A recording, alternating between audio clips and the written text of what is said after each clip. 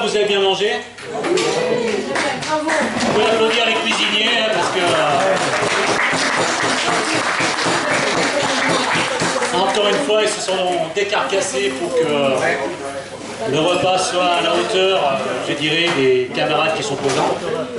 Voilà, on remercie tous ceux qui ont fait les gâteaux aussi. Hein.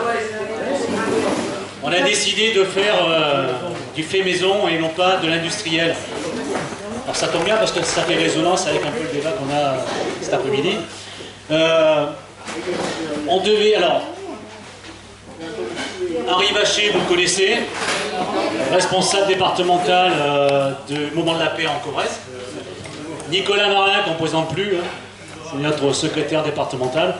Bon, moi je ne me présente pas, vous me connaissez. On devait avoir Marie-Claude Daria, la sénatrice communiste de Dordogne. Malheureusement, elle avait une inauguration sur le sud de la Dordogne qui ne lui permettait pas de venir en temps et en heure cet après-midi.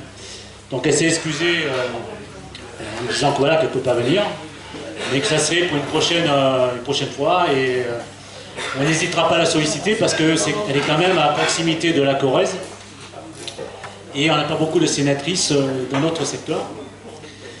On devait aussi avoir des représentants du MODEF, mais là aussi ils ont eu des soucis, ils n'ont pas pu venir cet après-midi, donc on va faire sans. Hein. Voilà. Donc on vous propose un temps de débat comme chaque année. Si vous voulez, pour ouvrir la discussion, moi j'ai balayé 4 thèmes. Bon, il y a la situation à Gaza, on ne peut pas commencer je dirais, à engager notre discussion cet après-midi sans faire état de la situation de Gaza. Et au-delà, bon, je pense que Henri pourra aussi parler de l'ensemble des conflits qu'il y a partout dans le monde. Parce qu'il y a Gaza et hélas, il y a aussi d'autres endroits où il y a aussi des meurtres commis par milliers, voire par millions, dans d'autres pays qui sont beaucoup moins médiatisés. Gaza, pourquoi? Parce qu'il y a un lien direct entre Israël et l'Europe, et c'est un conflit qui est très très médiatisé, mais avec une vision de 2 poids 2 mesures, notamment. On ne traite pas de la même façon, par exemple, le conflit en Ukraine, russo-ukrainien, et le conflit, le massacre, le génocide qui se passe à Gaza par nos dirigeants, ce qui pose problème. Alors je ne sais pas si vous avez... si vous êtes lecteur de l'Humanité, au passage, il y a des vignettes de la fête de l'UMA qui sont à vendre au prix de Nicolas, t'en as amené. Un pain carton. Non, mais l'Humanité a besoin de soutien, et la fête de cette année en particulier, parce qu'on a besoin aussi d'avoir des médias qui soient indépendants et qui ne sont pas dirigés par les milliardaires, comme c'est le cas de 90% des médias aujourd'hui dans notre pays. Oui, dans l'Humanité de cette semaine, il y avait Joseph Borrell, l'ex-chef de la diplomatie européenne, donc c'est-à-dire que c'était un diplomate qui représentait l'ensemble des 27 pays européens dans le cadre des relations internationales. Et dans l'interview qu'il a donnée à l'UMA, il indique clairement qu'aujourd'hui on est face à un génocide. Allez-y. Il n'y a plus de Fayot, hein,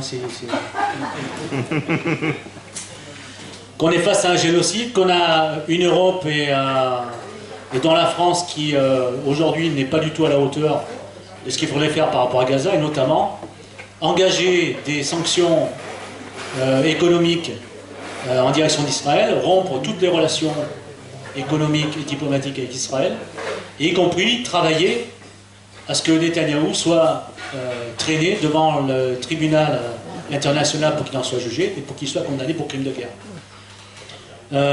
Bien évidemment, le Parti communiste partage cette position, puisque on est mobilisé, comme d'autres d'ailleurs, par rapport à la situation à Gaza, et comme l'a rappelé Fabien Roussel il y a très peu de temps. Et il faut, même si on a l'impression que c'est compliqué, on a l'impression qu'on ne peut pas faire bouger les choses, puisqu'on se retrouve impuissant, on est quand même face à une situation où on a un pays qui massacre en toute impunité et qui continue à le faire sans que ça fasse réagir ou bouger, je dirais, les forces comment dire, grandes puissances internationales qui pourraient aujourd'hui faire pression pour que ça cesse. Et on doit continuer à se mobiliser, donc il y a des manifestations qui sont organisées régulièrement. Henri, je te laisse la parole. Il faut qu'on soutienne, nous, en tant que communistes, toutes les initiatives qui vont dans le sens du cessez-le-feu, de libérer la possibilité de faire sauter le blocus alimentaire qui est aujourd'hui opéré par Israël à Gaza, soutenir toutes les flottilles qui sont là pour rompre le blocus alimentaire, comme il y en a encore aujourd'hui, qui viennent de partir de Marseille et de l'Espagne. Donc on doit soutenir ces mouvements-là et continuer à dénoncer et à continuer à faire pression sur l'État français pour que les choses changent. Voilà, j'en dis pas plus. Henri, tu pourras alimenter les choses. Il y a deux autres points qui font l'actualité. Je parlerai, pour terminer, je suis en train de chercher l'ordre. Oui, je terminerai par la situation politique en France. Je laisserai la parole d'ailleurs à Nicolas pour l'aborder. Cet été, il y a aussi la situation agricole qui a aussi émaillé l'actualité. Vous avez dû sans doute le voir et peut-être même signer la pétition qui a été initiée contre la loi du plomb, qui a recueilli au 17 juillet la date butoir pour que la pétition soit enregistrée par l'État, plus de 2 millions de signataires, qui recueillerait certainement, s'il avait dû continuer, peut-être 3, 4 ou 5 millions. Ça démontre deux choses. D'abord, que les gens, dans leur ensemble, ils se préoccupent de ce qu'ils mangent, de l'avenir de la planète, des questions alimentaires. Ils veulent peser sur les décisions et donc ils veulent qu'il y ait une démocratie directe. Et le résultat de la pétition, elle a contraint le Conseil constitutionnel à revenir au moins sur une partie de la loi, qui est de remettre en cause l'article qui permettait de réintroduire les pesticides dans l'alimentation. Il faut savoir quand même qu'il y a plus de 1000 médecins et scientifiques qui ont dénoncé, avec argument à l'appui, les effets sur la santé que pouvait occasionner la réintroduction des pesticides tels que la loi le prévoyait. Après, la loi, je dirais que c'est une petite victoire, mais la loi ne remet pas en cause un certain nombre de dispositions, notamment le fait que, pour pouvoir s'agrandir, des grandes fermes de production, notamment de volailles, de porcs, etc., avec des fermes industrielles, qui vont concerner un minimum, une minorité d'agriculteurs, et qui va se faire au détriment de l'alimentation familiale qui peuvent être produits dans notre département. En plus, on est un département, nous en Corrèze, on a la chance d'avoir une agriculture familiale qui soit en plus la moins impactée par les produits chimiques, même si ça existe. Il y a d'ailleurs une étude qui a été faite par Génération Future, qui est très intéressante, qu'on peut retrouver sur Internet, qui montre que les zones, les départements qui sont les plus impactés par les pesticides. Donc la loi va permettre de pouvoir avoir des fermes-usines qui vont s'implanter.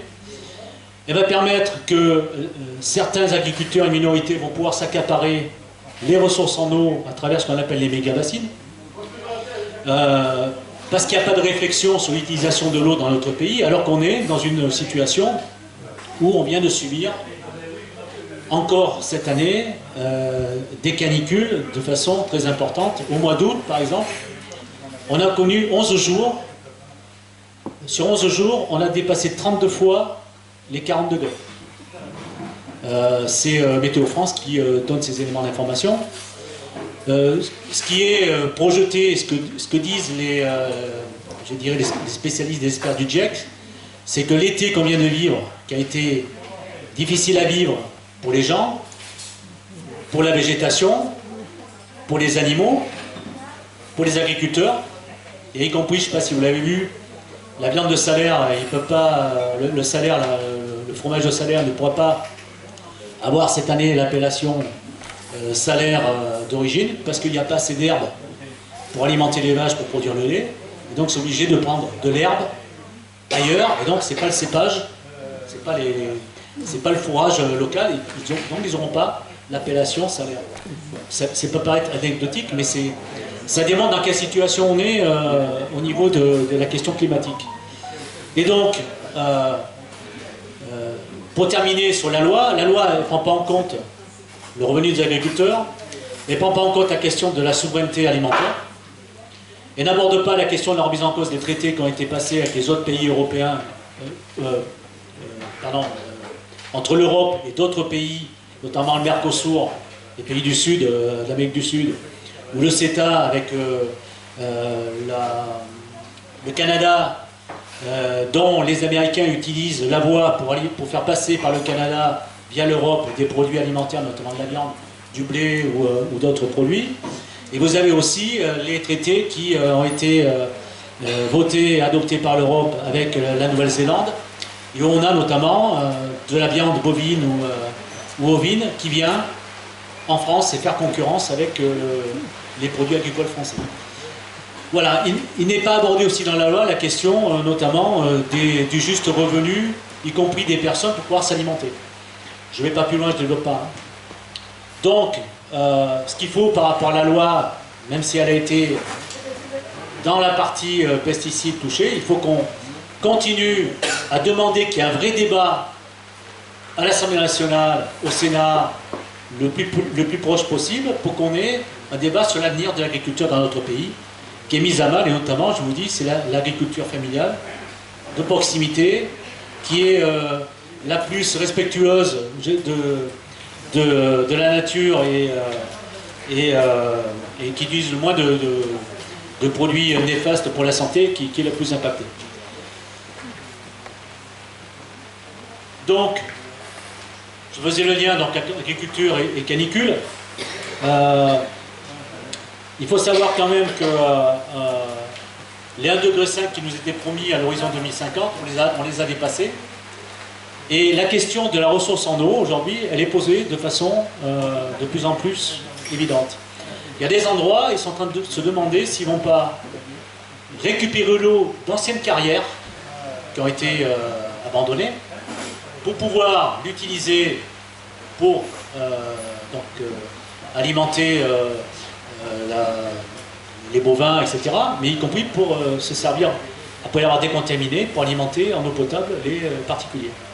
On a encore eu cette année des communes dans notre département où les gens ont été alimentés en bouteilles d'eau en plastique.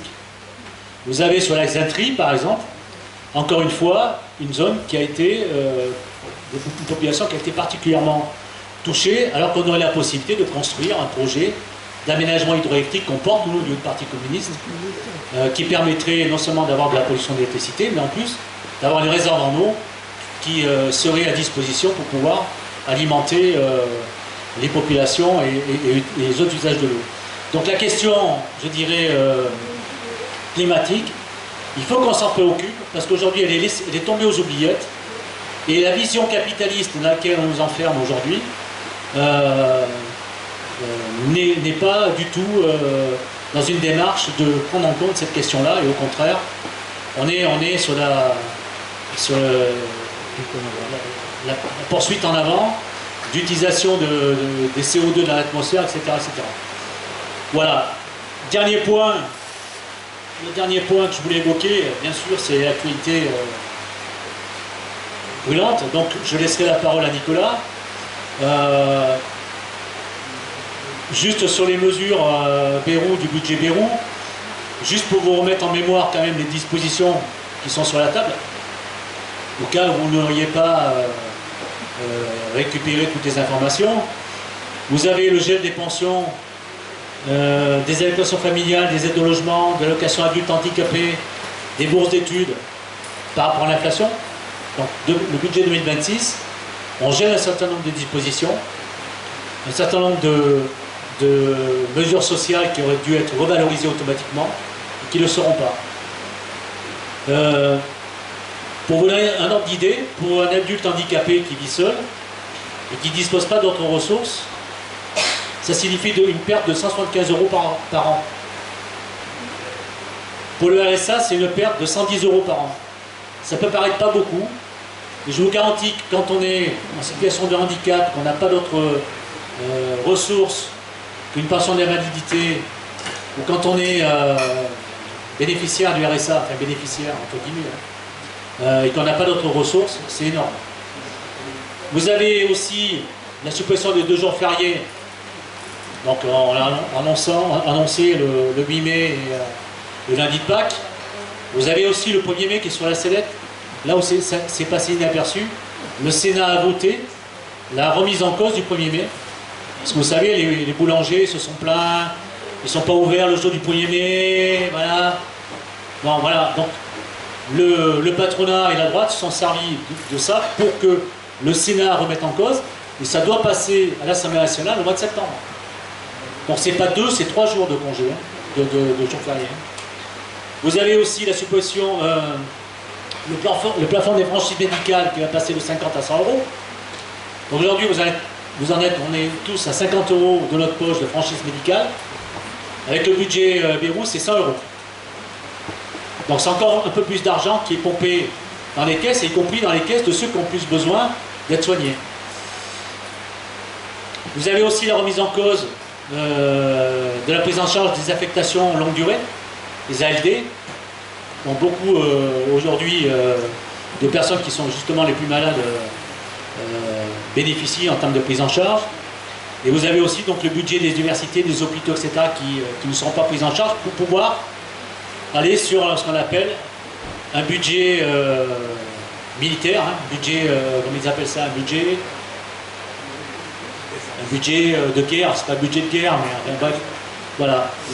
Et donc, on a besoin de mener la bataille par rapport à ce budget, et la situation politique dans laquelle on se trouve, avec l'annonce qui vient d'être faite, ben, risque de porter un certain nombre d'incertitudes, mais aussi d'espoir dans notre pays, et je vais passer tout de suite la parole à Nicolas, pour qu'il développe ce sujet, et je vous en remercie.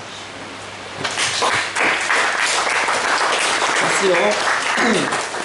Alors déjà pour commencer, je vais à mon tour vous remercier d'être ici présent et aussi nombreux pour la traditionnelle fête de Guérévé, qui est une première pour moi. Alors, je suis super content d'être avec vous. Remercier également toutes les personnes qui ont été dans la cuisine et au service. C'est l'aboutissement d'un week-end rouge, puisqu'hier il y avait la fête à Favard. Et ce qui est toujours aussi plaisant, c'est de voir que nos fêtes sont remplies, les gens viennent, on vient, on s'amuse, on discute, on se retrouve, et puis on parle politique et on parle de l'actualité. Et on essaie, j'espère en tout cas, à l'issue de ces moments-là, de trouver des solutions et des modalités d'action pour les semaines à venir, les années à venir. Essayer de se retrouver, se réorganiser, se réapproprier le débat et notre parti pour pouvoir après mener des actions. Alors, Laurent a déjà bien introduit ce débat. Je n'ai pas la prétention de développer encore beaucoup ce qui a été dit, mais quand même donner quelques éléments. Alors, on a parlé de Gaza.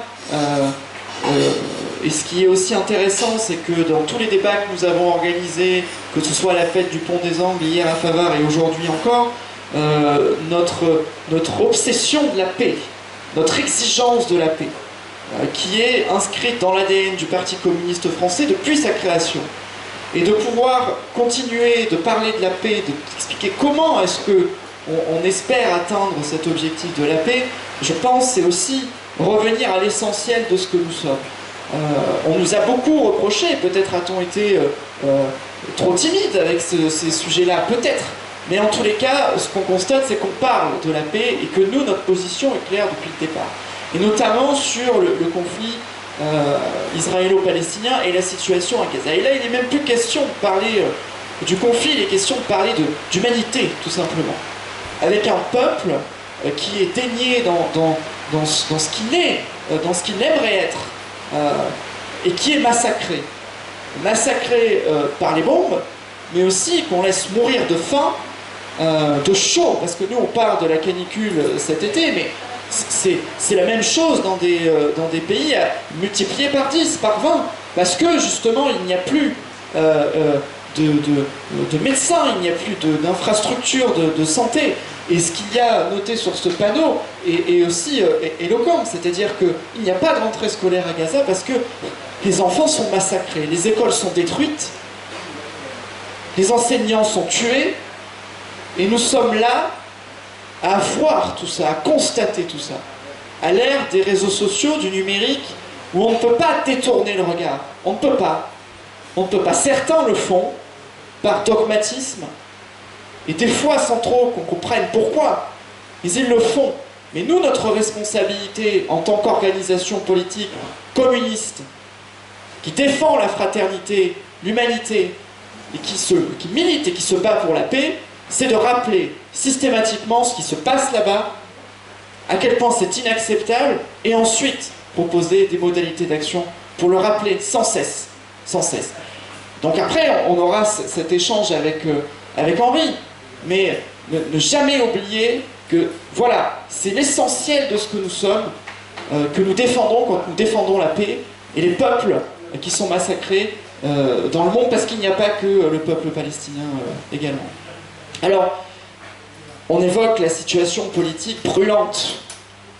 Bon, avec un suicide organisé. Le 8 septembre. C'est-à-dire, à nouveau, cette instabilité dans laquelle le président de la République nous a installés il y a un an. Je disais hier, c'est un petit peu la marquise de Pompadour. Hein. Après moi, le déluge. Après nous, le déluge. Donc en fait, je n'ai pas réussi à instaurer une stabilité, et donc je décide d'organiser l'instabilité. Et reste ensuite à ceux qui ont des responsabilités politiques de se débrouiller avec le bordel que je laisse. Et donc nous y sommes encore, et nous y sommes à nouveau.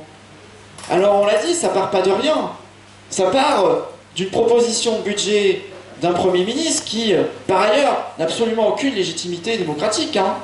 Je ne sais plus, 4% son parti représente au Parlement, le MoDem, et qui a été posé à cette place-là parce qu'il a supplié le président de la République dans son bureau. Peut-être a-t-il fait comme Éric Ciotti a fait le siège de l'Élysée pour qu'on puisse accepter qu'il soit Premier ministre. Maintenant, il se met la corde autour du cou de manière en direct sur le perchoir. Bon, mais ça part quand même d'un gouvernement qui n'a pas de légitimité démocratique et qui nous amène 40 milliards d'économies. Un budget d'une austérité folle. Alors que, on l'a dit, on parlait des agriculteurs, mais de manière générale, les gens, les Français souffrent, n'arrivent pas à vivre. Leur quotidien est difficile. Et au même moment, rapport sénatorial mené par notre brillant camarade Fabien Gay nous annonce que le premier budget de l'État, c'est les aides publiques aux entreprises. 211 milliards, sans absolument aucune contrepartie, aucune exigence, aucune condition. On file du pognon comme ça, en priorité aux grandes entreprises, sans réclamer quoi que ce soit en échange. Et on va nous expliquer, et ce Premier ministre, ce gouvernement va nous expliquer qu'il faut qu'on fasse des efforts, qu'on sacrifie les jours fériés, qu'on se serre la ceinture, que les retraités sont encore moins bien payés, que les salariés ne voient pas leur niveau de vie augmenter, parce qu'ils sont infoutus de gérer l'économie de ce pays, en tout cas le font avec une idéologie qui est de favoriser les plus riches et laisser les plus pauvres crever. Bon, ben ça on le sait, hein. On est tous là, on est communistes, peut-être pas tous, mais on est en tout cas de ce côté-là de la barrière, on le sait. Et donc on va arriver à nouveau, le 8 septembre, avec un Premier ministre qui va dégager, en tout cas je ne vois pas comment les choses pourraient se passer autrement. Mais après, c'est qu'est-ce qu'on fait, nous communistes, nous, personnes de gauche, qu'est-ce qu'on fait une fois qu'il aura sauté du perchoir et que François Bayrou ne sera plus qu'un mauvais souvenir? L'idéologie reste. Le président de la République reste, sauf s'il nous fait une nouvelle surprise, mais on verra. Donc, qu'est-ce qu'il faut qu'on fasse? Il y a des propositions qui sont faites depuis quelques semaines, le 10 septembre. Alors oui, hein, c'est pas forcément les mouvements sociaux dont on a l'habitude. Pas organisés par un encadrement idéologique, syndical, bon, mais il y a une volonté de rassemblement. Et je crois que notre responsabilité, à nous communistes, c'est d'y aller. c'est d'y aller. C'est d'aller discuter avec ces gens qui en ont ras la casquette et qui ont décidé de s'organiser de manière un petit peu désorganisée, certes, mais qui ont peut-être besoin d'une boussole. L'idée, c'est pas d'y aller en leur expliquant la vie, hein, mais à la fois de leur expliquer la situation telle que nous on l'analyse et les propositions que nous on peut faire, nous communistes, et plus largement, nous hommes et femmes de gauche. C'est de faire ce qu'on a toujours fait, et ce qu'il nous faut toujours garder à l'esprit. De l'éducation populaire. Vous voyez, je disais après moi déluge, on n'est pas très loin. Alors je sais pas, tu l'as peut-être invité François. Mais en tous les cas, c'est d'aller faire de l'éducation populaire. C'est d'aller expliquer quelles sont nos propositions. Qu'est-ce qu'on a à leur proposer? Le déluge ou autre chose? La solidarité, la fraternité, l'humanité. Bon, ça va être notre responsabilité. Et essayer d'organiser ce mouvement face à la menace de la droite réactionnaire et de l'extrême droite qui va essayer de s'emparer de cette colère-là, qui est déjà en train de gagner du terrain et de gagner des batailles idéologiques. Ils arrivent à instiller dans la tête des gens la haine, avec des propositions qui sont en réalité des mascarades, qu'il nous faut dénoncer. Alors je sais que parfois on est là entre nous, disons-le, entre majoritairement de vieilles personnes, mais on a encore de l'énergie. Vous avez tous de l'énergie. Alors allons-y, allons le 10 septembre, allons voir ces gens. Allons essayer d'organiser la colère. Derrière un programme, des idées qui soient vraiment humanistes, fraternelles et solidaires. Et il y a donc l'initiative du 10 septembre, mais il y aura aussi celle du 18 à l'appel de l'intersyndicale. Et après, c'est l'occupation du terrain. C'est continuer sans cesse d'aller convaincre les gens. Il y a des échéances qui vont arriver, des échéances politiques, on peut en dire deux mots, les élections municipales. C'est là aussi que le communisme a tout intérêt à être. Parce que, on le sait, il y a une différence entre une municipalité communiste et une municipalité LR. Dans la philosophie, dans la manière de penser l'action municipale, et d'être ce premier échelon de la démocratie. Alors on y va, on essaye de fédérer, on essaye de convaincre les gens. Et c'est notre rôle, à nous en tant que communistes. Alors il faut prendre part à ces mouvements, et essayer de faire en sorte en tout cas qu'ils en sortent victorieux. Et puis si jamais il arrive autre chose, il faut rester combatif. Si effectivement on a une nouvelle dissolution, bon, on sera un petit peu regardant peut-être parmi les candidats qui seront proposés. Il faudra qu'on ait peut-être notre petit mot à dire. J'en dirai pas plus, on a déjà beaucoup parlé hier. Mais on y va. Et on pèse. Parce que je ne sais pas si, dans d'autres mouvements politiques, de gauche ou de droite d'ailleurs, on arrive à créer ce genre d'initiative. On se retrouve, on parle politique, où on est aussi nombreux. Donc il ne faut pas qu'on soit dans le désarroi, à nous communistes, en se disant, regardez, on a tous les cheveux gris, on a mal à la hanche, bon, non, on a une force vive. Comment ? Oui. Donc j'espère qu'au moins on puisse repartir d'ici tous en se disant, voilà, on a une force qui est importante, qui est historique, un héritage à porter, et il nous faut le porter avec énergie, et je sais qu'on pourra tous en convenir et se rassembler pour justement aller au combat. Parce que le combat va être rude, mais on n'a pas peur de la rudesse des combats, nous les communistes français. Voilà. Je ne sais pas ce que je peux dire de plus, je pense que j'ai déjà assez pas mal parlé, je vais laisser la parole à Henri, mais on lâche rien les camarades, on y va.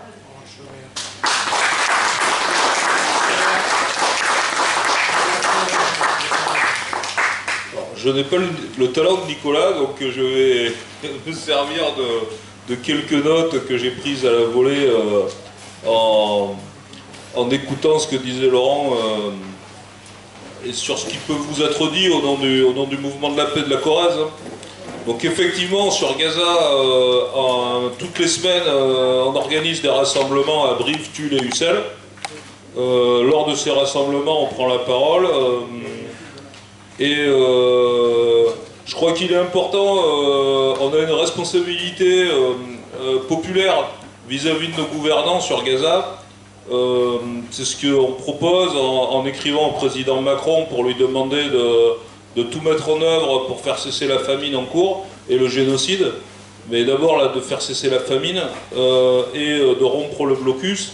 On lui a encore écrit cette semaine pour lui demander de supporter, d'aider la nouvelle flottille qui va s'élancer pour rompre le blocus de Gaza. Donc c'est important que nos gouvernants sentent que le peuple est avec le peuple palestinien, quoi, ne peut pas rester insensible au terrible malheur en cours. Donc ce qui est important sur la Palestine et sur Gaza, Nicolas l'a dit, il a parlé des droits des peuples, mais effectivement, si on réfléchit, l'application du droit international, elle reste fondamentale. C'est ce qu'on demande. Enfin, on ne peut pas baisser les bras en disant oui, de toute façon, ça ne s'applique pas. Alors effectivement, le droit international, quand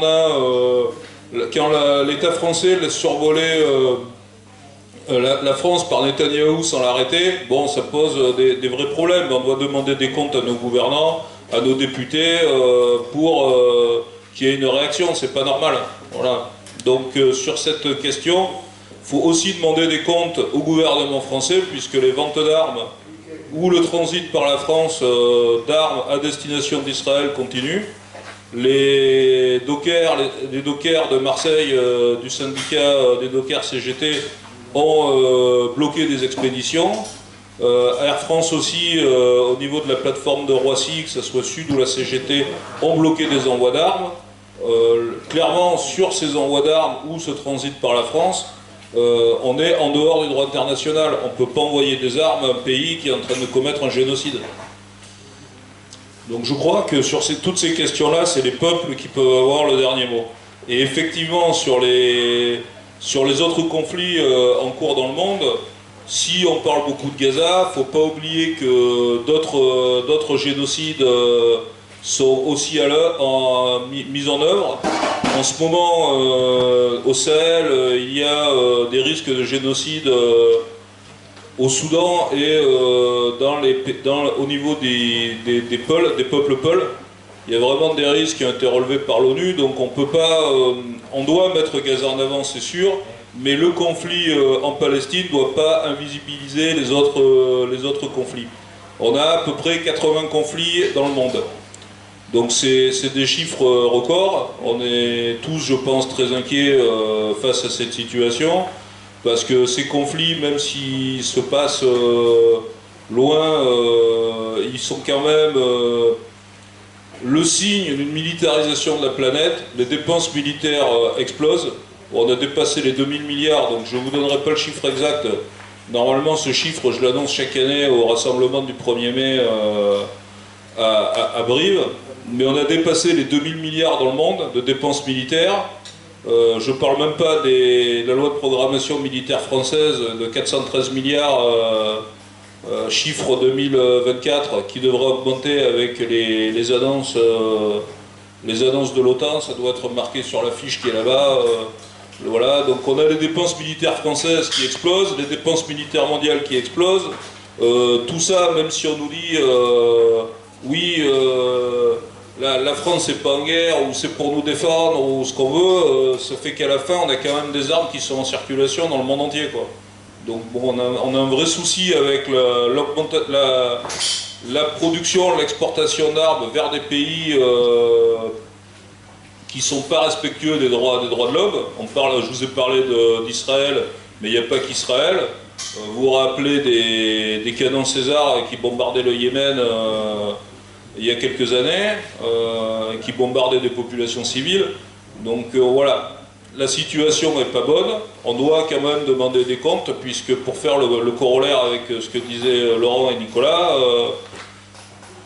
ces dépenses militaires, ce budget qui explose en France à destination des armées, à la fin, il se fait au détriment des services publics, de la santé, des hôpitaux, des salaires, et on vous demande 40 milliards d'un côté, on nous dit qu'il faut donner 40 milliards, les 40 milliards, je vous les trouve au niveau du ministère des Armées.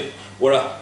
Donc il faut savoir ce qu'on veut à un moment. Pour reprendre un slogan du moment, de l'argent pour les Canadaires, pas de l'argent pour faire la guerre. Voilà, on ne peut pas être dans une situation où, par rapport au risque climatique, la France n'est pas, entre guillemets, armée pour affronter les incendies, mais en même temps, commander du matériel dernier cri militaire. Donc c'est une question de priorité. Pour parapher un autre slogan, on pourrait dire l'humain d'abord, quoi. Voilà. Il faut savoir ce qu'on veut. Et ce choix-là, à un moment, il faut aussi le demander aux élus, aux partis politiques.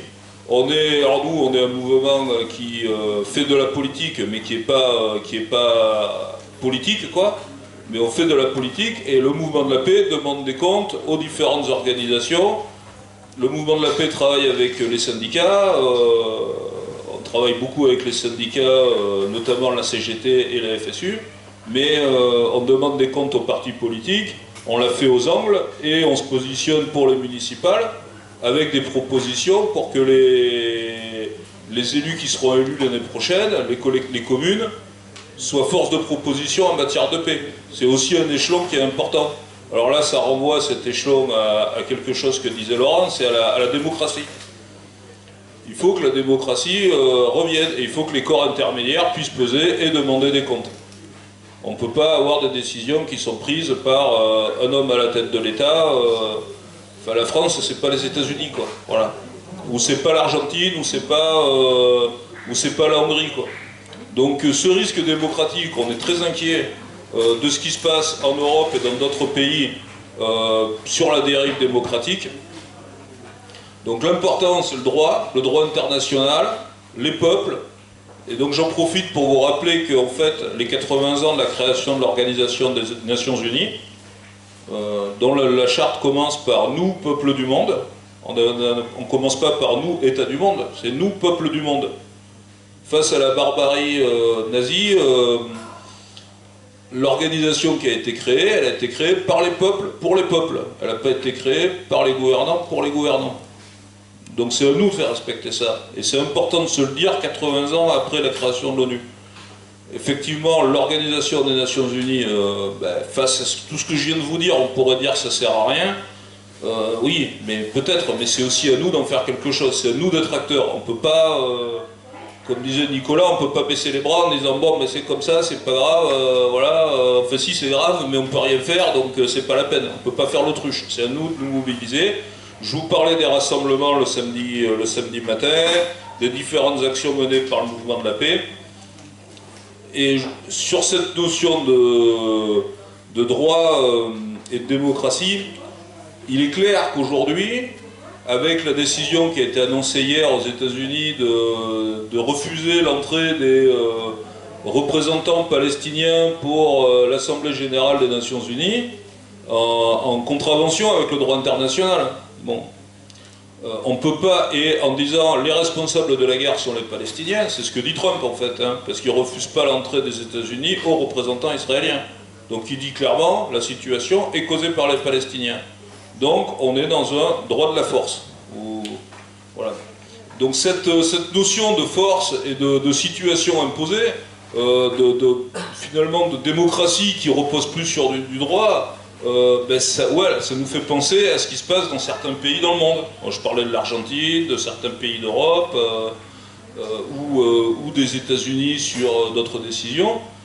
C'est à nous de tout faire, et on parlait des municipales, pour qu'aussi aux municipales, arriver à faire bloc pour empêcher l'extrême droite d'avoir plus de communes et de s'implanter territorialement.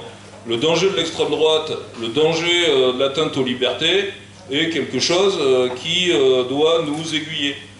La paix, elle se construit aussi parce que on dispose de liberté et de droits. Si ces libertés et ces droits existent, demain, ça sera la loi du plus fort. Voilà. Donc ce qui se passe au niveau international, alors, vous allez me dire, ça existe déjà en France. Il y a en partie, c'est vrai que on aura tendance, au niveau judiciaire par exemple, à juger plus vite un primo délinquant qui vole un sandwich pour se nourrir qu'un ancien président de la République. Voilà, la justice n'est pas la même pour tous, c'est vrai, voilà. Mais on a quand même toujours la primauté du droit. Et on est inquiet de cette dérive, des atteintes à la liberté, des atteintes au droit.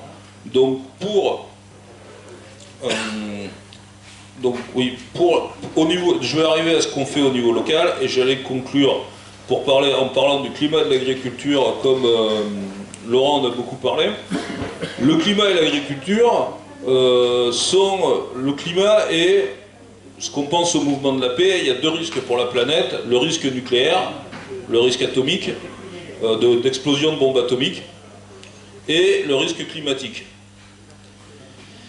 Donc le risque climatique, on le connaît. Aujourd'hui en France, on est sur un scénario de plus 4 degrés à l'horizon 2100. Clairement, en face, il faut des moyens, il faut de l'argent et il faut travailler avec la population. Ça renvoie aussi à la notion de démocratie, puisque ce sujet, aujourd'hui, il est largement absent des débats sur les chaînes télévisées, dans les médias. On préfère nous parler de l'insécurité, de l'immigration, mais surtout on ne va pas parler de ce qui est quand même... Ce qu'on pense, nous, c'est que c'est beaucoup plus préoccupant, la question climatique, y compris en France. On parle des réfugiés climatiques des pays du Sud, mais les réfugiés climatiques en France, il commence à y en avoir. Des gens le long du littoral qu'on est obligé de relocaliser. Donc cette question-là, il faut qu'on la traite ensemble. C'est aussi un enjeu populaire.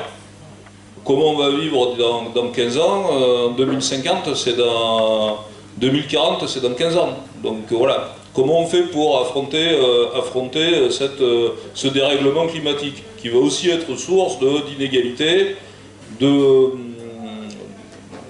vais pas dire de lutte entre populations, mais ça va clairement créer des frustrations.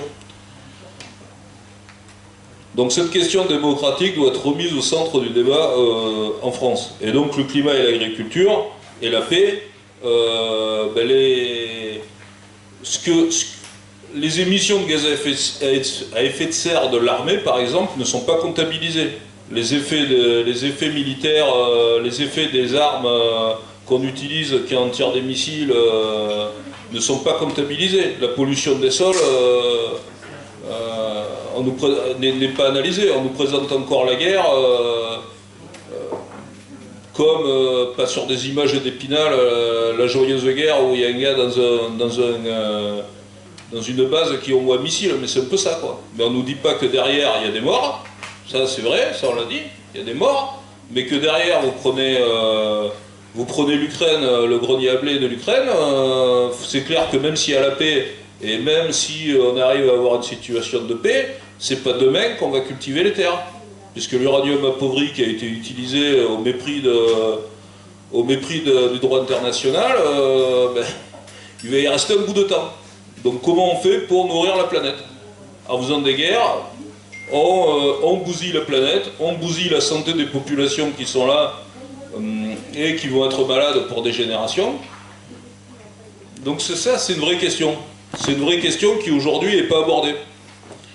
De ce point de vue-là, les différentes armées du monde ne font pas preuve d'une grande transparence pour permettre un débat démocratique sur l'armée.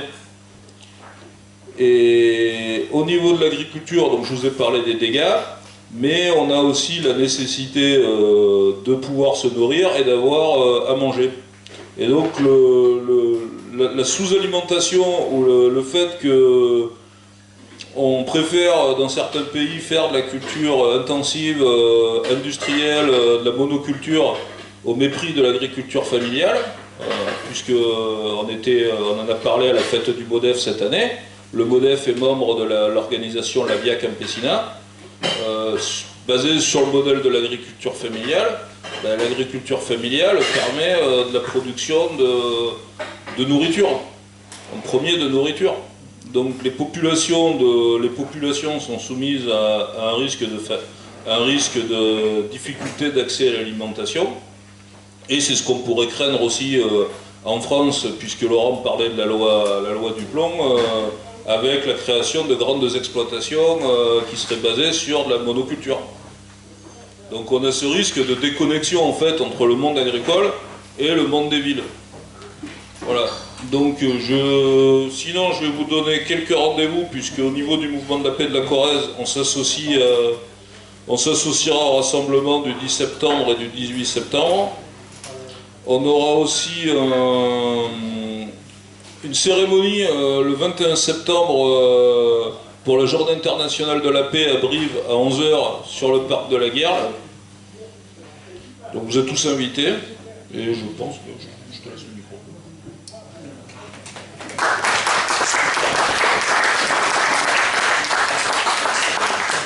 Eh bien, à vous la parole. J'espère qu'on ne vous a pas endormi, on ne vous a pas assommé. Vous avez sans doute des choses à dire. Alors, va falloir vous rapprocher parce que... Oui, je vais parler 5 minutes. D'accord, ah oui. Oui, je voulais dire par rapport à la situation politique et une gauche qui est dispersée.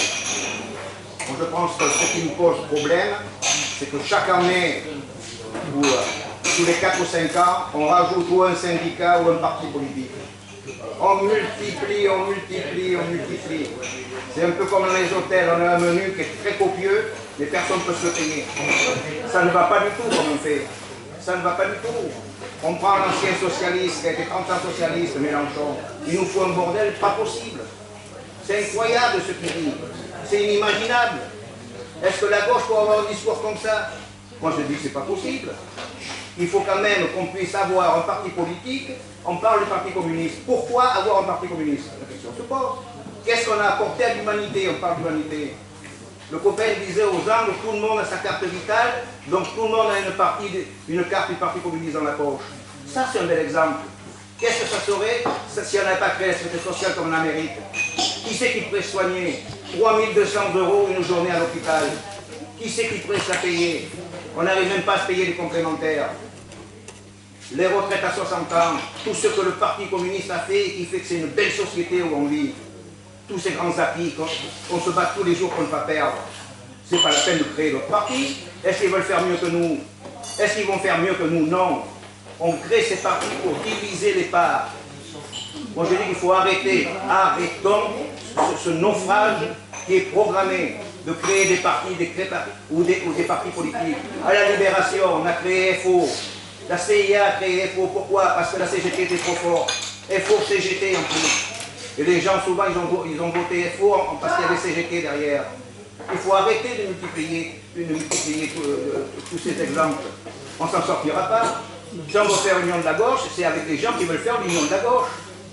Si c'est juste un trait d'union, une phrase bien faite pour faire plaisir aux gens, ça ne sert à rien. Est-ce qu'on est capable de prendre le pouvoir? Est-ce qu'on veut le pouvoir pour créer des choses nouvelles, pour essayer déjà de sauver ce qui nous intéresse? On dit que la France est en faillite, mais non.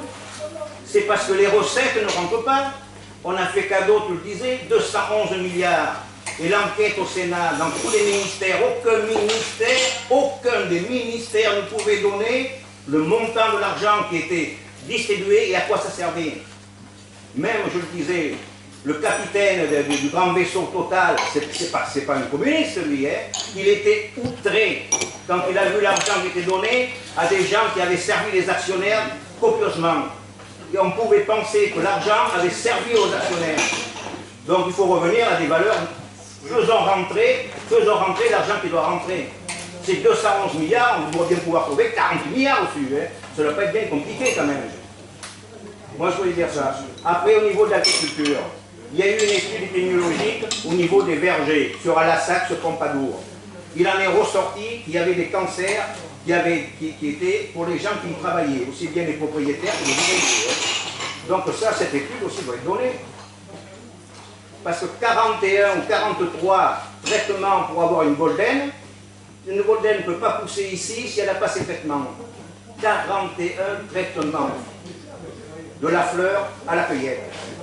Et je ne vous dis pas la pollution du sol. Hein. Donc je dis que là aussi, dans cette étude épidémiologique, ils sont rentrés dans les maisons qui sont à proximité des vergers. Toutes les maisons, sans exception, étaient remplies de sulfate. Dans les cuisines, les paquets de nouilles qui étaient ouverts, il y avait des sulfates. Il y avait de la sulfate dans les chambres, dans les armoires, dans les draps, partout. Donc aussi, soyons vigilants. Là, les gens qui y travaillent, c'est leur santé. Donc moi je trouve que là aussi, on est environné de ces gens-là. Hein. Donc quand les gens ont pris conscience, ils ont vendu leur maison, ceux qui les achètent maintenant les achètent à prix cassé, mais ils ne savent pas qu'ils rentrent dans une atmosphère qui est très polluée. Bon, c'était les deux exemples que j'avais à dire. Donc moi je dis que les élections municipales doivent nous servir à prendre conscience qu'il faut créer un mouvement qui veut vraiment une gauche efficace et une gauche qui gouverne. Voilà, c'est tout.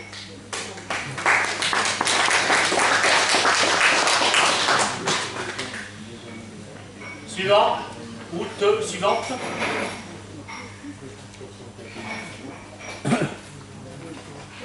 Juste un... Pardon. Juste un mot. On nous parle, enfin, je reviens sur la situation de la politique gouvernementale dans les jours qui vont venir. Alors depuis plusieurs semaines, on nous parle essentiellement de la dette, de la dette, de la dette. On nous répète la dette, la dette, la dette.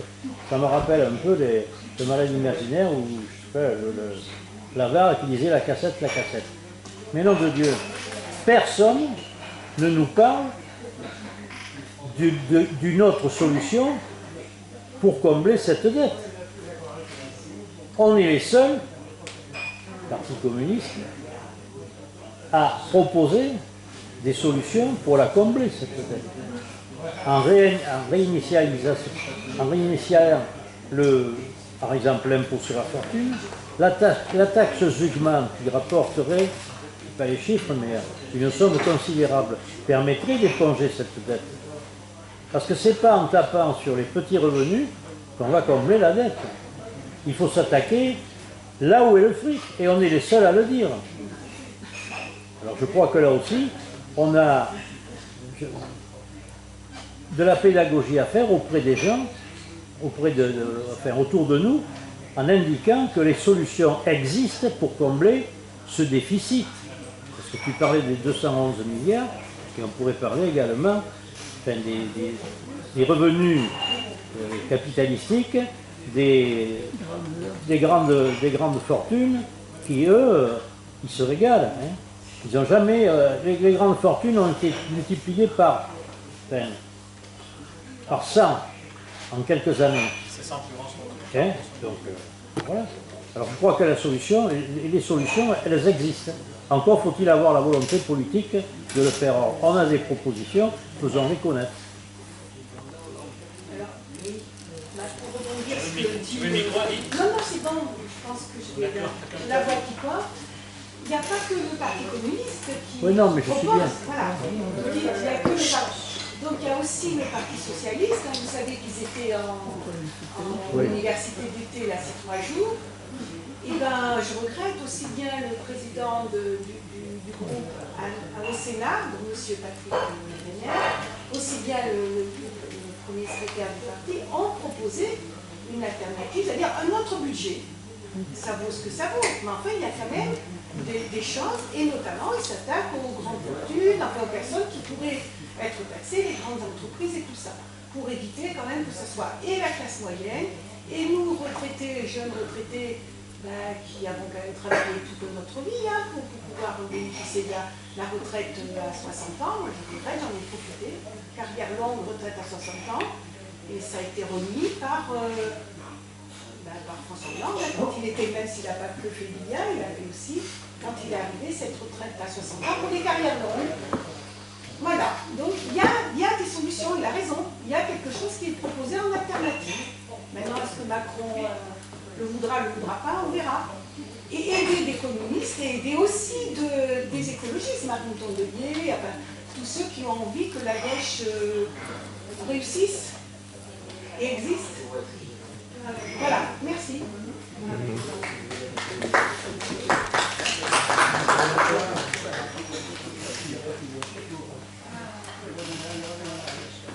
Quelqu'un d'autre? Je voudrais, pour répondre à la camarade, je voudrais dire que dans l'enquête au Sénat, tous les gens qui avaient participé à distribuer cet argent ont été invités à venir s'exprimer. Il n'y en a qu'un qui a refusé, c'est Hollande.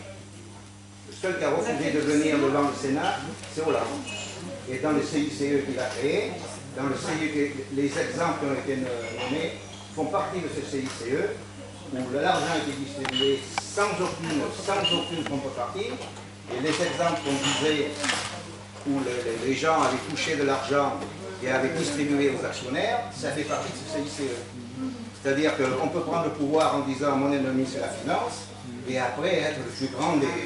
Donc il faut faire attention parce que le discours est une chose, mais après la réalité, ça ne ment pas. Moi je voudrais que les gens regardent bien l'enquête qui a été faite au Sénat. Je dis même le directeur de Total, qui est vraiment, c'est pas quelqu'un de gauche, il est outré. Outré de l'argent, on parle en dizaines de milliards. Outré de l'argent qu'on s'était distribué. Alors c'est facile de mettre un pays en difficulté. Il y a une enveloppe qui est la recette. On ne la fait pas rentrer la recette. Il va y avoir un problème. Alors le problème, après comment on le règle? Eh bien on dit la retraite, on la baisse, le chômage, on enlève les droits, tout. Mais si le pays avait été géré complètement, on ne parlerait pas de ça. Ce ne serait pas à l'ordre du jour, ça. C'est à l'ordre du jour parce qu'on a baissé les recettes. On a baissé drastiquement les recettes. 211 milliards sans que personne, aucun ministère ne puisse s'expliquer. Parce que le camarade communiste, dans son enquête, il a été félicité par l'ensemble du monde politique, du Sénat à l'Assemblée nationale. Une enquête qui était très difficile à mener, parce qu'il ne voulait pas donner la vérité. Donc je dis, ça, il ne faut pas le passer sous silence. Faisons rentrer cet argent pour le régler. Oui, monsieur, je prends la parole. Donc, plusieurs choses qui me viennent. Donc, dans la situation à Gaza. Je parle. Ouais, vas-y.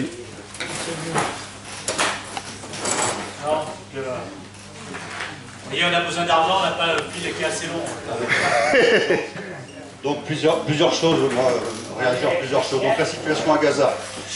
La situation à Gaza, c'est vraiment le paroxysme de ce qui se passe au niveau mondial en termes de génocide, d'extermination, de guerre ethnique. On est vraiment là dans le haut du panier. Il ne faut pas oublier le Soudan, parce que là aussi il se passe des choses actuellement absolument intolérables. Il ne faut pas oublier aussi l'Amazonie, où les peuples autochtones sont aussi l'objet d'un génocide. Il est moins visible, il est plus discret. Mais bon, en détruisant le poumon de la planète, en détruisant l'Amazonie, on détruit aussi ces peuples, on détruit leur culture. Il y a aussi un génocide culturel. Donc, moi je voudrais citer Élisée Reclus, géographe et anarchiste, qui disait, en gros, il disait que tous les combats valaient d'être menés en même temps. Tous les combats sont utiles et nécessaires. Il n'y a pas de priorisation à avoir. Donc, la paix, c'est Gaza, mais c'est aussi tous les éléments que je viens de citer. Sur l'agriculture, donc moi je voudrais réagir sur l'agriculture. Donc effectivement, je pense qu'on a en Limousin la chance d'avoir une agriculture qui est relativement préservée, qui reste une agriculture paysanne, une agriculture familiale, avec de petites exploitations, même si bon, on n'est pas dans le cas d'exploitation vraiment industrielle, même si quelques fermes-usines commencent à apparaître, je parlais des municipales, il faut revenir au niveau local, il faut revenir à une alimentation locale qui serve à alimenter localement. Dans les municipalités, on a en charge des cantines, on peut aussi avoir en charge tout ce qui est donc cantine d'école, EHPAD, maison de retraite, etc. Il est évident que ce n'est pas la commune qui peut mener ce combat-là, mais ce combat-là, il doit être mené au niveau des agglos. Des agglos qui ont la compétence économique, qui ont la compétence environnementale. Donc comment on accompagne les agriculteurs, parce que on va revenir sur la loi du plomb. La molécule en question, je ne me rappelle jamais du nom, je n'aurais jamais le prononcé, mais en gros, c'est pas parce qu'elle est libre à la vente qu'on est obligé de l'utiliser.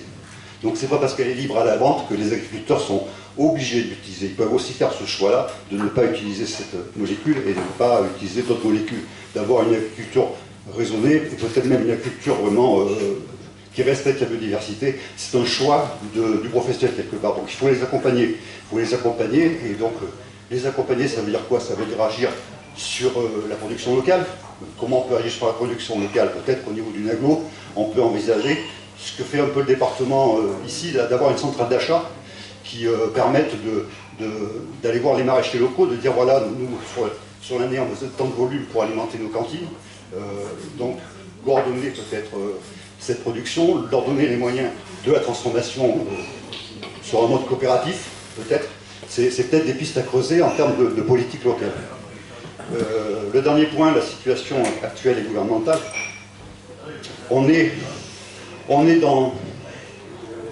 Là aussi, on est dans un paroxysme. On est dans le paroxysme du système capitaliste. Le système capitaliste, il arrive à un moment où il est, quelque part, il est totalement devenu débridé que sa seule solution pour perdurer, ben, finalement, c'est la guerre. C'est des conflits. Ça permet de relancer une économie de l'armement. Ça permet de réduire aussi, quelque part, la population, parce que malheureusement, qui dit guerre dit mort, et puis ça permet aussi de redistribuer des cartes. Il ne faut pas tomber dans le piège du bellicisme. Quand Jaurès a été assassiné en 31 juillet 1914, il défendait l'internationaliste, il défendait un pacifiste international. Dès après sa mort, tout le monde s'est rué vers l'union sacrée. Ça a conduit à la boucherie 14, parce que la boucherie 14, c'était pas une guerre de civilisation, c'était bien une guerre capitaliste, et les seuls qui en ont tiré bénéfice, ce sont les marchands de mort et les marchands de canons. Donc il faut absolument être dans le mouvement de la paix, et vraiment essayer de contrecarrer ces volontés bellicistes de nos gouvernements. Encore une fois, il y a une chose qui m'inquiète, moi, c'est la poussée du Front National dans nos territoires ruraux. Donc nous devons être toute la gauche. Et là, sur ce sujet-là, il faut vraiment être unis face au risque de l'extrême droite.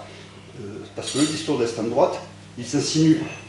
Il est porté par ce que l'on remarque, mais il s'insinue dans les discours. Il s'insinue dans les discours des élus, des petits élus des petites communes, des conseillers municipaux, qui ne sont pas forcément des gens qui sont proches de la droite, mais quand même, il y a ces news, C8, toutes ces chaînes d'infos font beaucoup de dégâts.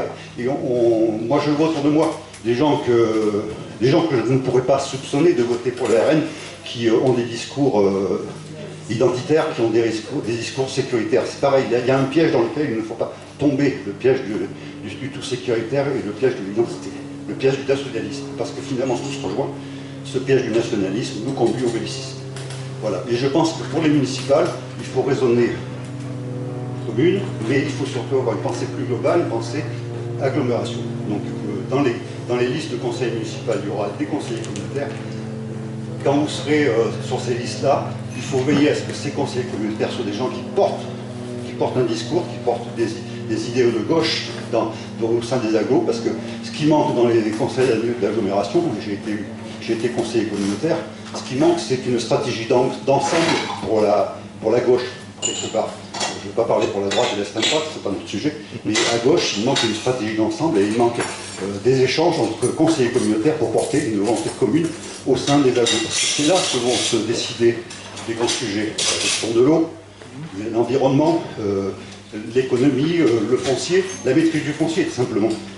Est-ce qu'on est en capacité d'avoir une maîtrise foncière sur les terres agricoles pour permettre l'installation demain d'agriculture paysanne, d'agriculture familiale? Est-ce qu'on est capable de faire ça au niveau de la collectivité? On est capable de le faire pour la protection de l'eau. On est capable de faire une veille juridique avec la SAFER pour acquérir les terrains nécessaires à la mise en place de protection sur les sources, sur l'approvisionnement en eau. Mais pourquoi ne pas l'imaginer pour la protection d'une agriculture locale dans un schéma global qui permette de faire vivre cette agriculture locale, de l'accompagner et de lui permettre d'avoir un revenu digne et qui lui permette de vivre.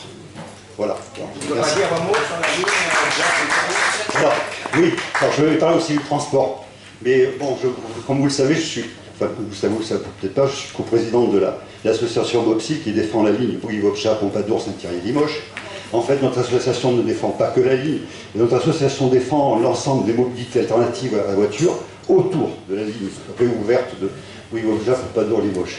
Alors le capitaliste, pour revenir au capitaliste, le capitaliste a développé le chemin de fer parce qu'il avait besoin de transporter du matériel, parce qu'il avait besoin de transporter de la main-d'œuvre. Et qu'à l'époque, c'était le moyen le plus moderne et le plus facile pour lui de se développer. Aujourd'hui, il a d'autres outils, donc il se désintéresse complètement du transport ferroviaire, puisque le capitalisme, finalement, son intérêt, c'est d'avoir le transport le moins cher possible, le plus efficace possible, qui rapporte le plus d'argent. Donc pour ce transport ferroviaire, pour le maintien du transport ferroviaire, ça marche aussi pour l'énergie, ça marche pour beaucoup de services publics, mais la question, c'est la question de la volonté politique pour mettre en place des solutions pérennes pour maintenir et développer les services publics.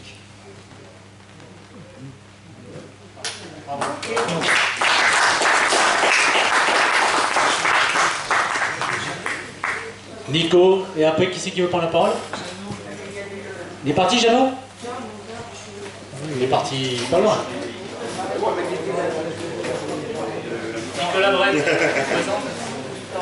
oui, bonjour, Nicolas Brett, section PCF de Brive pour ceux qui ne me connaissent pas.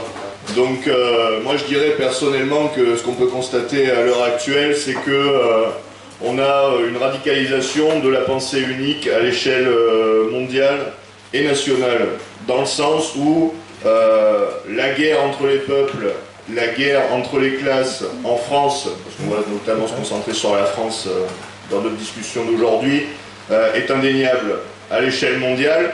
Ce qui se passe avec les deux conflits les plus mis en lumière en Ukraine et en Palestine, c'est malheureusement un reliquat de ce qu'on a vu au XXe siècle, à savoir les conflits idéologiques liés aussi à l'impérialisme états-unien, à son influence, à sa prédation et à la prédation des impérialismes occidentaux, avec des spécificités évidemment, je ne vais pas y revenir sur la question plus spécifique de Gaza, avec une colonisation progressive depuis l'après-Seconde Guerre mondiale des territoires palestiniens par Israël, et la perte de,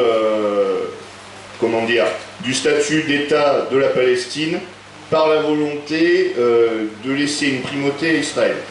Pour la question ukrainienne, là, malheureusement, on est sur une conséquence imminente de l'effondrement de l'Union soviétique.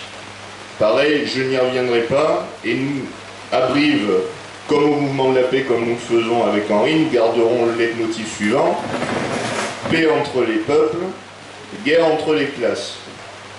Guerre entre les classes, si on prend ce qui se passe en France, on voit bien que les attaques tout azimut contre nos conquis sociaux, je prends la question du temps de travail, la question des retraites, elles sont massives, elles sont lisibles à travers les différents budgets, le budget que nous avons eu précédemment, le budget que nous avons cette année. Nous avons aussi l'émergence de mouvements, allant dans le sens de la volonté des gouvernants représentés par Bayrou et Macron de casser nos conquis sociaux, car le mouvement social à l'heure actuelle et ce que nous représentons aujourd'hui, malheureusement, sont en déclin, mais comme vous l'avez très bien dit, chers camarades présents à la tribune, il faut quand même souligner qu'il y a encore peu d'organisations progressistes en capacité d'organiser de tels événements comme nous le faisons aujourd'hui. Donc il existe un espoir, il existe une flamme que aujourd'hui nous tâchons de raviver et d'en faire un flambeau pouvant alimenter nos luttes, à savoir ce qui va se passer avec la date du 18 septembre, où nous devrons être présents et présentes dans la rue face à la question du budget des retraites. Parce qu'aujourd'hui, au niveau de ce qui se dit sur les retraites, le temps de travail, on a des attaques massives, alors que ce que nous disent pas ces gens-là, c'est que ce qu'ils veulent, c'est concrètement institutionnaliser le fait qu'on a un chômage de masse. On a plus de 4 millions de chômeurs, toutes catégories confondues, pour 440 000 emplois. Donc, si on recule l'âge de départ, si on considère que les 35 heures, c'est de la merde, on faut repasser aux 40 heures, bah concrètement ça ne résout absolument pas le problème, et aller sur plus d'emplois précaires, sur une spicardisation en hausse de la société, ça ne va pas résoudre les nombreux problèmes. Et donc concernant les attaques que nous avons à l'heure actuelle, il y a évidemment dans ce qui a été mentionné, ce qui est l'objet du débat aujourd'hui, la question de la souveraineté alimentaire, de l'agriculture. Au plan local, on peut noter tout de même qu'en Corrèze, on a perdu 23% des exploitations familiales. et que pour l'agglomération de Brive, donc là le chiffre qu'on a trouvé notamment avec Henri est sur les 2 dernières décennies, et que sur l'agglomération de Brive, on a plus de 1000 hectares de terres qui ont été artificialisées. Donc évidemment, vous pouvez penser en exemple concret à l'ancien aérodrome au niveau de Brive-la-Roche, où on a eu une installation par exemple de l'usine de jambon Soham. Alors, quand on parle de réindustrialisation, nous au parti, évidemment, on ne va pas la pratiquer de la même manière que c'est pratiqué au niveau de l'agglomération, parce que personnellement, Soham, j'y ai bossé.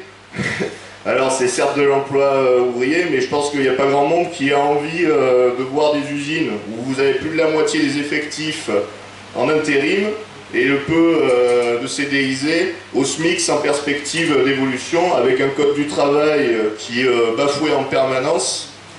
Donc évidemment, au Parti communiste, nous sommes pour une réindustrialisation, mais une réindustrialisation liée à un bien-être pour les employés, donc des salaires bien meilleurs que le SMIC que nous avons revendiqué à une époque, et nos affiches anciennes en témoignaient, de 1500 net. Aujourd'hui, évidemment, il faut plus que 1500 net, étant donné qu'il est à 1480 net. Donc, comme outil pour lutter face, et j'en reviens, désolé d'être un peu brouillon, à la question de la radicalisation de la pensée dominante et de la hausse du conflit de classe en France, par l'outil des luttes par la base, dans la rue, dans les entreprises, par aussi l'outil de l'union de la gauche via les élections municipales, éventuellement une élection législative, on ne sait pas, qui pourrait être anticipée via une dissolution. Parce que bon, j'entends les griefs des uns et des autres sur la France Insoumise, le Parti Socialiste. Moi j'ai envie de dire, pour la jouer, comment dire, neutre, que la gauche française, c'est le village gaulois d'Astérix et d'Obélix, dans le sens où tout le monde se fout sur la gueule en permanence, mais quand l'ennemi arrive, quand les Romains arrivent, on est capable de s'unir, de leur péter la tronche et éventuellement d'encaisser des victoires. Et on en a grandement besoin aujourd'hui, vu toutes les attaques que nous avons, vu la hausse des conflits à l'international. Restons unis sur des bases de classe partant de la réalité de nos quartiers, de nos entreprises. N'allons pas non plus sur des unions abstraites, juste pour avoir des élus.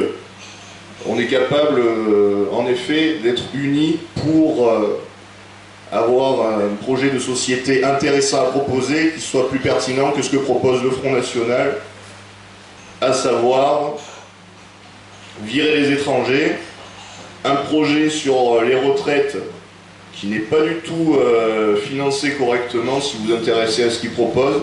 Maintenant, il propose au mieux de revenir à la loi Touraine. Avant, c'était juste comment on finance les retraites, on vire les étrangers. Donc évidemment, ce n'est pas une solution, et ce que fait le mouvement de la paix, ce que peut faire le Parti communiste en étant présent sur le terrain, c'est fondamental. C'est lutter au quotidien, pas à pas, maison après maison, rue après rue, village après village, ville après ville, contre l'extrême droite. C'est un travail de fourmi, mais c'est un travail nécessaire.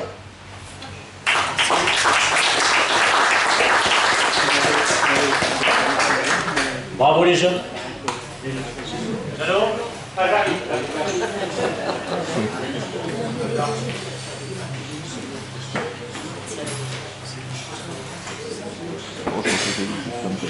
juste pour vous parler un peu de la problématique de l'agriculture, puisque j'ai eu la chance, le privilège et l'honneur de présider aux destinées nationales du MODEF pendant une dizaine d'années. Alors je ne sais pas, vous vous intéressez sans doute aux résultats des élections professionnelles aux chambres d'agriculture, notamment en janvier dernier, et vous avez vu dans quel état se trouve aujourd'hui le MODEF. On a perdu plus de la moitié de notre électorat, et il est facile de militer quand le Parti communiste fait 20% des voix. Quand il est dans la situation qui est la sienne aujourd'hui, c'est beaucoup plus difficile, et c'est beaucoup plus difficile d'aller convaincre les petits agriculteurs qu'ils ont quelque chose à faire sur ces territoires. Vous savez, je ne veux pas voler au secours de François Hollande, parce qu'il n'a pas besoin de moi pour faire de la politique, et on ne partage pas les mêmes convictions. Mais à l'époque que j'étais président, on avait décidé avec Stéphane Le Foll de mettre en place une véritable politique pour la petite agriculture et pour sauvegarder les territoires. À titre d'exemple, pour les territoires, et parler de l'eau, parce que ça revient quelques années après, on avait décidé, dans une proposition de loi qui devait être faite, de tripler les aides PAC sur les zones humides dans les prés de fond. Parce que je ne sais pas si vous avez regardé autour de vous ce qui se passe. Aujourd'hui, chaque fois qu'une exploitation s'arrête, toutes ces prairies de fond sont abandonnées. Il y pousse une forêt de sol. Et il faut savoir qu'une solée, par les temps qui courent, là, une journée comme celle qu'on avait dans la semaine dernière, une solée, ça consomme 1 mètre cube d'eau. Après, c'est très mathématique, il suffit de faire des multiplications, et on organise cette catastrophe climatique, on y participe activement en tout cas, en faisant disparaître la petite agriculture du territoire. Mais on avait préparé ça, alors je vous citais les zones humides, mais on avait décidé aussi de supprimer les 52 premiers hectares, puisque 52 hectares, ça représente pour nous l'image de la petite exploitation dans ce pays, à condition qu'on n'ait pas d'élevage industriel couplé à cette production de 52 hectares. Et là, on donnait des aides supplémentaires. Mais le président de la République devait annoncer toutes ces mesures au festival de l'élevage à Cournon. Et moi, je dormais à Paris la veille avec mon collègue de la conf. Puis le soir, on avait mangé ensemble, on était contents parce qu'on disait, enfin, demain, on va faire aboutir quelque chose de concret. On avait œuvré pendant 15 jours de façon très efficace pour faire avancer les choses. Et c'était quelque chose qui tenait la route. Écoutez, on a été réveillés à 3h du matin parce que Xavier Belen, qui était à l'époque président de la FNSEA, a mobilisé ses troupes. Dans la nuit, à 3h du matin, ils ont fait le siège de l'Élysée. On a été avertis, venez voir ce qui se passe. On a été voir ce qui se passait. Le palais était bloqué. Ils ont exigé une réunion d'abord, et c'est Xavier Belen qui a dit il y aura ça, il y aura ça, il y aura ça, sinon je bloque le pays. Voilà, si on n'a pas un rapport de force assez solide, on n'arrivera pas à faire passer le message. Il y a le collègue qui parlait tout à l'heure qui disait on est en Limousin dans une région préservée des grosses exploitations. Attention, attention, attention, la Haute-Vienne aujourd'hui, elle est pilotée par des fachos. C'est la coordination rurale qui a la chambre d'agriculture. La Dordogne, ou encore la gauche pèse en Dordogne. Et pourtant, la chambre d'agriculture est pilotée par la coordination rurale. Et 17 ou 18 départements en France. Et ils ont frisé le fait de gagner une majorité absolue. Alors oui, il faut se battre. Il faut se battre. Pas de grosse exploitation, tu disais, mais tout de suite à côté, je sais qu'il y a une exploitation. Ils ont voulu produire des œufs. On a mis 22 000 poules dans un bâtiment. C'est à côté, là. 22 000 poules. Est-ce que vous vous rendez compte ce que ça veut dire, 22 000 poules? Dans quelles conditions sont élevés les animaux? Et quelle est la qualité du produit qui peut sortir quand on a 22 000 poules? Parce qu'en parler, on peut s'imaginer. Mais le voir, c'est 22 000 poules, c'est une nuée de volatiles, là. Il faut traiter, conditionner les œufs. Voilà. Qui est l'esclave? Alors, je vais vous raconter une petite histoire, parce que j'aime bien imager les choses. J'ai eu, il n'y a pas si longtemps, un jeune salarié qui voulait s'installer à Monceau-sur-Dordogne, puisqu'il allait se marier, tout allait pour lui. Et il me dit, qu'est-ce que tu penses qu'on pourrait faire pour mon épouse? Mais je lui dis, tu vas faire un élevage de poules, avec des poules pondeuses, mais un élevage fermier. J'avais fait une petite étude économique. J'ai dit, si tu mets 500 poules, que tu les élèves bien avec du blé produit sur ta ferme et que ton épouse fasse la commercialisation en direct, vous devez commencer à pouvoir gagner votre vie. Et ils sont partis là-dessus, ça marchait bien, sauf qu'ils sont venus nous voir 6 mois après, ils m'ont dit tiens, il y a le marchand d'aliments qui est venu nous voir, il nous a dit que si on en mettait 2000, ça ne ferait pas plus de travail. Et ça serait un peu plus simple parce qu'il nous fournirait l'aliment. Alors, moi j'ai dit, vous avez bien réfléchi? Ben, je ne peux quand même pas, sachant qu'ils ne partagent pas nos convictions, ces jeunes, ils sont plutôt d'une famille de droite. Et ils ont mis les 2000 poules. Quand ils ont eu les 2000 poules, ils ont continué à vendre, ils ont fait un peu d'argent. On leur a dit, si vous en mettiez 4000, ce serait mieux. Ils ont mis 4000 poules. Et un jour, il vient me voir 6 mois après, il me dit, écoute, ça fait beaucoup de travail pour commercialiser en direct, on va faire des œufs à casser. On va mettre 10 000 poules, et on va faire des œufs à casser, au lieu de les vendre dans des... Voilà, c'était pour casser. Ils ont fait l'investissement d'un bâtiment pour les 10 000 poules, ils ont mis autour de 200 000 €. Ils ont attrapé une salmonelle. Le bâtiment a été fermé par les services vétérinaires. Ils sont en situation de faillite et il faut continuer, avec le produit des vaches à côté, à payer les annuités du bâtiment. C'est une catastrophe, mais ça personne ne nous le dit.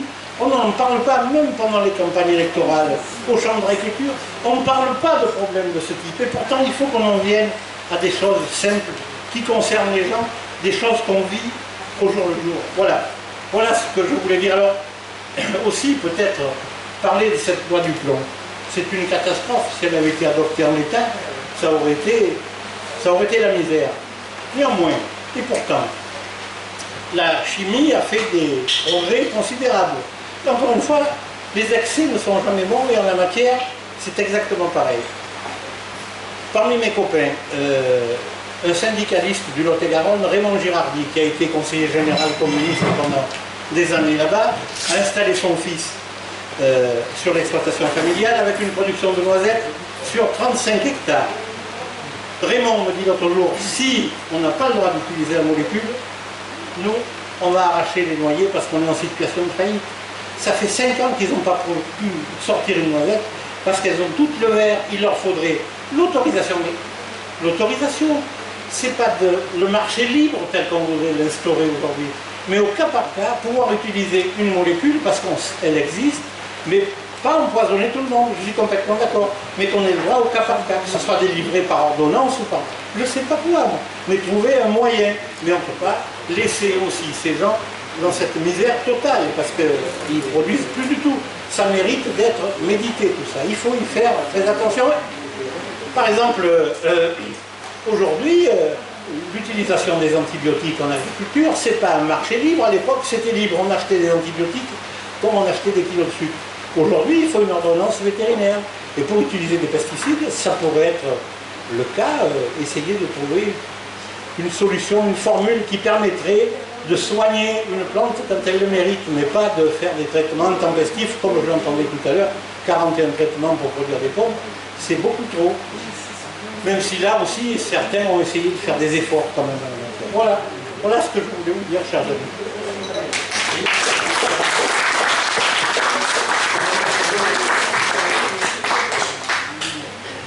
Bien, on va peut-être conclure, sauf s'il y a quelqu'un qui va intervenir une dernière fois.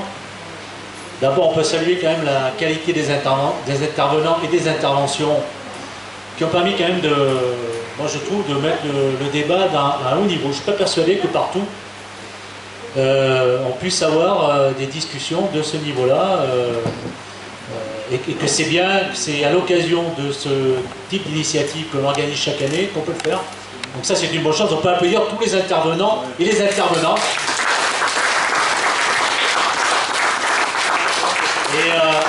Et au parti, nous on est pour le pluralisme et la démocratie, et chacun peut s'exprimer, même si on n'est pas d'accord avec lui. Donc c'est voilà. Pour conclure, moi je dirais voilà, on a des échéances qui arrivent. Le 8 septembre, on ne sait pas ce qui va se passer, probablement que le gouvernement va sauter. Il ne faudrait pas penser que... Il faudrait laisser, je dirais, les choses se faire d'un point de vue politique pour penser que les choses vont bouger. On a été... ça nous a fait plaisir que Barnier saute, parce qu'il a un budget austéritaire qui était catastrophique. Le fait qu'il ait été censuré, Barnier, c'est pas le fait du hasard. C'est aussi le fruit du mécontentement général dans la population, des mobilisations contre la réforme des retraites qui continue à poser dans le pays aujourd'hui, et qui fait que, y compris le Rassemblement national, a été contraint de voter la censure, poussé par ses électeurs, qui sont aussi des gens comme nous, quoi, Donc, comme ça a été dit, il nous faut absolument être présents le 10 septembre, en menant nos idées dans la discussion, sans être des donneurs de leçons, et pouvoir discuter. Il faut qu'on soit présent le 18 septembre, parce que ce sont les dates qui ont été annoncées par les organisations syndicales.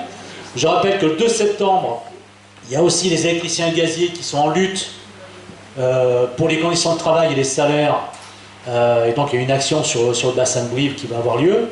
Je rappelle aussi que les salariés de Radio France sont aujourd'hui encore en grève contre la réforme que le gouvernement est en train de leur préparer.